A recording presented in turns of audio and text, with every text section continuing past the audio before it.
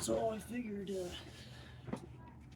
going deer hunting in the morning with a buddy of mine, and I went last weekend as well, and it'd be a good time to talk about outerwear since we're coming into colder months. Where here it's raining nonstop. It's not right now, but it's gonna start raining nonstop. So uh, these are just regular old BDU trousers. I believe these. What company actually made these? Bought these out of a surplus store. Doesn't say what actual company made them, but they're just Marpat BDU trousers. I'm not a huge fan of wearing a belt in the woods because I wear a big sustainment belt when I'm training and stuff. So I've fitted these with logging suspenders, put the buttons in on my own, and they work great. Another thing that I did to these is I waxed them. So nylon cotton supposedly doesn't take wax all that well. We'll see how the durability is on these, but uh, I waxed them quite a while ago. I've had them out 15 times, maybe 15 times in the cold, wet type of weather, and I haven't had any leakage. Nothing has come through these. I was sitting in the mud, like not a mud puddle, but like clay. It was all stirred up. It was muddy, it was gross, slippery. I was sitting in that last weekend when we were hunting deer, and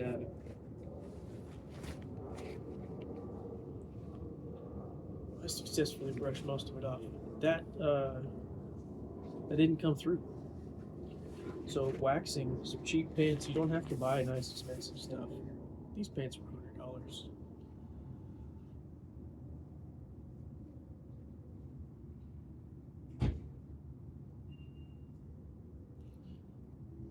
These pants were $100. They're Sportsman's Warehouse brand, Killick. They're great. They're like soft shell, but they're in pants. They have a little fleece lining in them. I'm gonna wear these because the wind was just cutting right through me, and I don't have a good pair of thermals yet. But this is an M65 jacket that I also waxed. Wax is great. This is the same kind of material as that. It's about the same blend, and it also took the wax really, really well. And I'm gonna wear this tomorrow because it was cold and windy, and I have made myself a liner out of a wool blanket. So you can even still see here on the bottom has that blanket stitch going around it. This is a vest liner. It doesn't have sleeves. Right here's the opening for the armhole. And then I cut buttonholes in it. In here.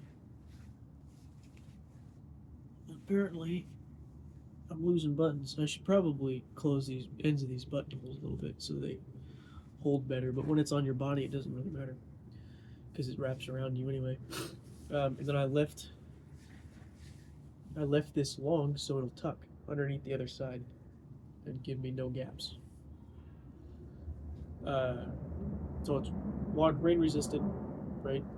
Who knows how long it'll be until it soaks through. Eventually it will. Everything does. And it's really nice and warm because this blanket is a very warm blanket. It's not super thick, but it's warm. So you don't have to spend a lot of money. Some BDU pants from a surplus store, M65 jacket from a surplus store. Make some modifications of your own, like wool liner, suspenders. Make it how you want it. Wax them. They'll be weatherproof, roughly, kind of. And don't be a consumer. Don't just buy the latest and greatest technical wear. You don't need to buy Sitka. You don't need to buy Cry. You don't need it. Get things that'll work for you, be durable, stand up to what you're going to put them through. I put this jacket through a lot, and it's fine, just fine. I put these through way more, and they've been just fine. Because those I can wear 4 seasons. This is a little heavy in the summer. These pants have been great, but I question the durability of them because of the material that they're made of. They've been okay for me up on Mount Hood. I'm in Oregon, Northwest Oregon, but I don't know how they're going to do tomorrow. But the material is a little more wind resistant, so we'll find out. This is great because I can fit a whole pair of 10x42 Vortex binoculars in the pocket. If I put them in sideways, they still fit. A little tight, they still fit. And I can close the flap. I got chest pockets where I can put all kinds of stuff. Possibilities are endless.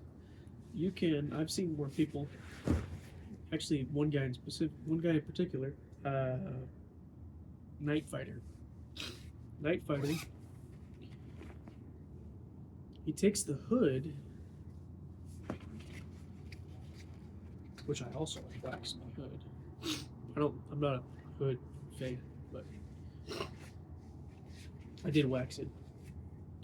He takes the hood and makes this into a Cobra hood, scrim and stuff on it. So you can scrim the jacket that you're already wearing. You don't have to carry anything extra with you. And it's nice because it just folds down in there real nice. Tucks away. So, options, things that you can do. I can wear this jacket spring and fall around here, even when it's a little warmer. That happened again.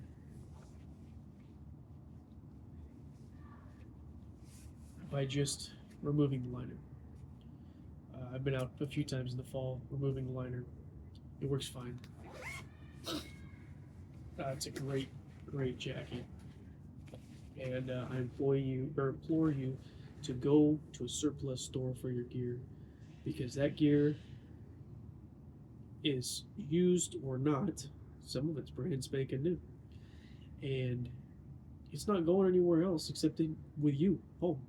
It's not going to get issued back out anywhere. It's not going to get used in real use. So get some use out of it. Go pick some stuff up. It's not that expensive. This jacket is $50. It has no problems with it except it was missing one button, and I replaced that. They're durable. They're cheap. They're low maintenance. You can modify them to your heart's content, and you're not out very much money if you really do screw something up. I don't see how you could screw it up. You can add magazine pockets to the little cotton liner that's in there. You can do a lot with a little bit of money. So don't be a consumer. Don't go buy the latest and greatest Sitka, Cry, Kuiu. You don't need to. Spend the money where it matters. Your feet. Boots. Nick's boots. JK boots. Frank's boots. White's boots. They're all companies here that hand make their boots. They make them to a very high standard. Darn tough socks. Get you some wool socks. They're not just for cold weather. I worked all day in these today, and it was not that cold in the shop, and my feet didn't sweat any more than they would in cotton socks. In fact, cotton socks have been causing me problems holding moisture. These don't do that. They wick it up the side of my leg, and it evaporates off the top of the sock, and it's perfect. And I don't sweat that much. Spend the money where it matters. Your feet, your rifle, specifically your upper receiver. Lower receiver doesn't matter as much. Your EDC. This is what I'll be carrying as a sidearm. My Glock 19, boarded barrel, with Spear 124 grain gold dot plus P. And I'm carrying that in. Which doesn't want to come up. Carrying that in the Safariland GLX? Yeah, GLX. This is a universal fit holster, no light, and it has a grip lock instead of a thumb lock. So there's nothing over here to hit with your thumb. When you get your grip, you squeeze and it pushes that lever out of the way and you pull. And I'm just going to use the paddle because my belt loops on these pants don't line up for where I want to carry this. But I'm just going to throw this on, have it under my jacket in the woods. I'm also going to have my rifle, even though I'm not technically hunting. I feel naked without a rifle in the woods. You should always have a rifle when you're in the woods, always, no exceptions. Going on a hike in a national park with your family, if you can take a rifle, take a rifle. Strap it on your pack, sling it over your back, I don't care. Take a rifle. Could save your life one day. One AR with a 20-round mag can put a lot of meat in front of you if you were to get stranded somewhere. It can give you a lot of protection if you come across an animal that wants to eat you. It can provide a lot of protection if you come across a two-legged predator that wants something to do with you or your family. Carry a rifle in the woods, always. Handguns are great. Rifle's where it's at. Don't rely on this when you could rely on something bigger, better. But anyway, that's my video for today. I'm going to get into... starting to get ready to go. It's a little chilly. I'm going to get into some secured comms probably next week. I'm going to figure some things out first. Finish up my setup with that. Here in a couple weeks, we're going to do a pack video, hopefully. I have to set up a pack for that. I have an idea in mind. I want to set it up and try it out before I show you guys. And then we're going to get back to... Well, let's see, we got comms. There's a lot to go over with comms. Pack. I wanted to do some hiking stuff. Oh, we could do a chest rig video. I don't know, you guys tell me, what do you want? Hiking? Some bushcraft hiking stuff? Or a video on the micro chest rig? What I actually think it's good for. Let me know. Write it in the comments. And don't forget to like and subscribe because that's the only way that my videos get pushed out to you. I don't have any kind of sponsorship or anything. I'm not tied to anybody else.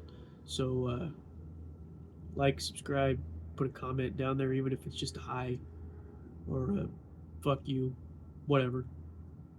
Put something down there so that it kind of pushes this out to more people. That would be awesome. Thanks.